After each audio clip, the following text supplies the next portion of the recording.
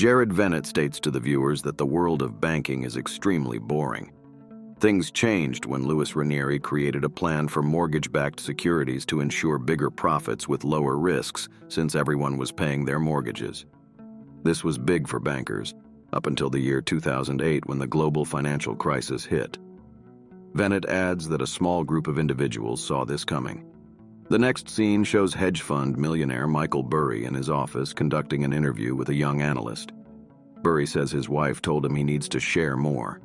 He discusses having a glass eye since childhood due to losing his real eye to an illness. We see him as a child playing in a football game and being ashamed when the eye falls out. Burry continues rambling on about how the tech bubble burst in 2001, yet the housing market went up.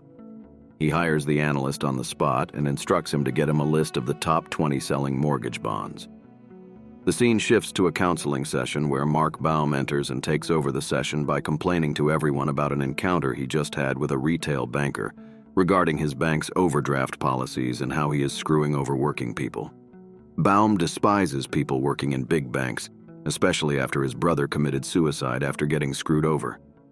He later calls his wife Cynthia to express his anger, which she is used to hearing about, but still thinks he should quit his job. Baum then takes a cab from another man. Burry does his homework and reviews the list he asked for. He discovers that the housing market is being backed by subprime loans in which clients are providing fewer returns, and then decides he can bet against the housing market and profit off of it. To properly explain what a subprime loan is, Vennett, still narrating, directs us to a woman taking a bubble bath and drinking champagne to explain that subprime means shit and that the banks created them to add more mortgages to their plans. Burry then goes to multiple banks, starting with Goldman Sachs, to express the idea that the bonds will fail and to create a credit default swap market. Thinking the bonds are secure, the bankers roll with his bet. Burry's boss, Lawrence Fields, is distressed by his plan for fear of what it'll do to their own business. Vennett learns of Burry's dealings and then meets with Baum and his team of investors, Danny Moses, Porter Collins, and Vinnie Daniel, to propose to them the idea of the credit default swap. He explains that all the bad bonds can be put together into CDOs, collateralized debt obligations. Vennett brings us to Anthony Bourdain to explain CDOs by comparing it to making a seafood stew from a bunch of fish that didn't sell too well. After Vennett leaves, Baum and his team consider taking his words seriously. We meet young hopeful investors Charlie Geller and Jamie Shipley waiting to meet with someone from JP Morgan Chase. However, they don't get far without having an ISDA agreement.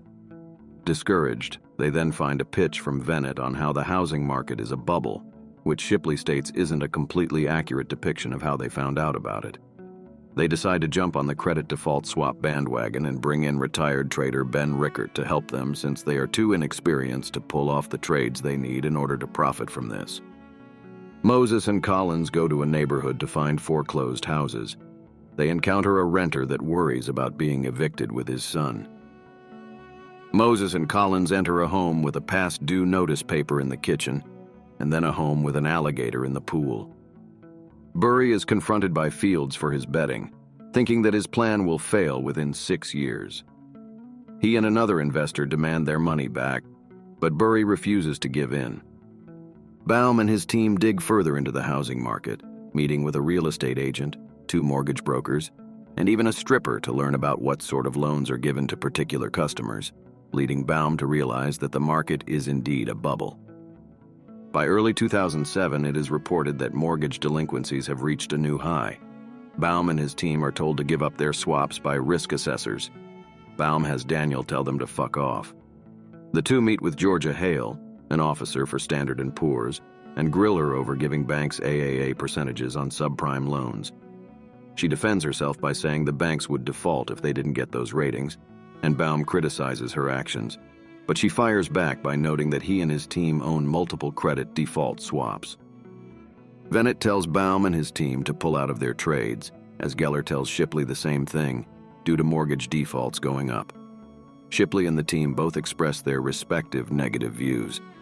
Rickert tells the guys, as Vennett tells his guys, to go to Las Vegas to attend the American Securitization Forum. Both groups go to Vegas for the forum. Baum spends his time grilling the bigwigs for their dealings. Shipley meets with a girl he knows named Evie, who works for the SEC, and asks her if the SEC investigates mortgage bonds, to which she says no.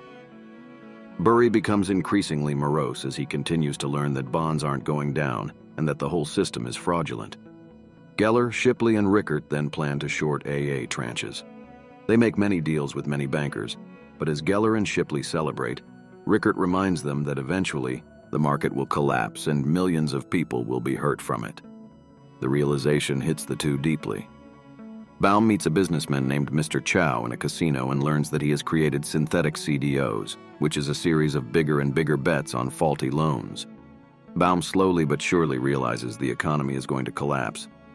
We then get Richard Thaler and Selena Gomez to explain what a synthetic CDO is by comparing it to people making bets on Selena winning at blackjack because her odds are looking good until she deals a bad hand and everyone loses. By April 2007, everyone is preparing for the inevitable. Burry prevents investors from withdrawing their money. Geller and Shipley go around to the press and the like to warn then about the collapse, but no one is interested in pursuing the story. Baum and his team are told to give up or sell their swaps. As predicted, by the end of 2008, the market economy has collapsed, but all those involved in the shorts have profited immensely from the swaps, although none of them are proud of it.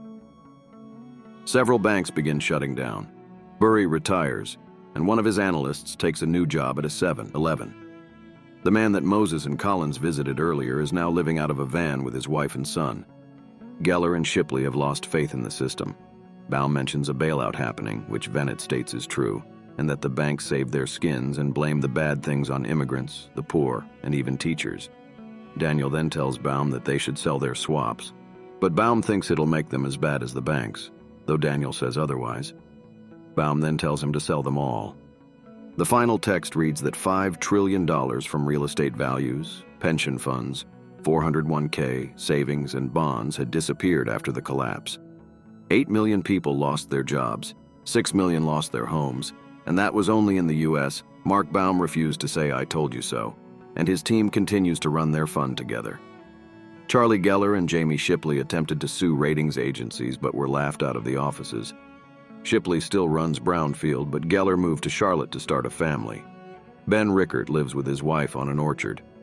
Michael Burry contacted the government several times to see if anyone would ask him how he predicted the collapse.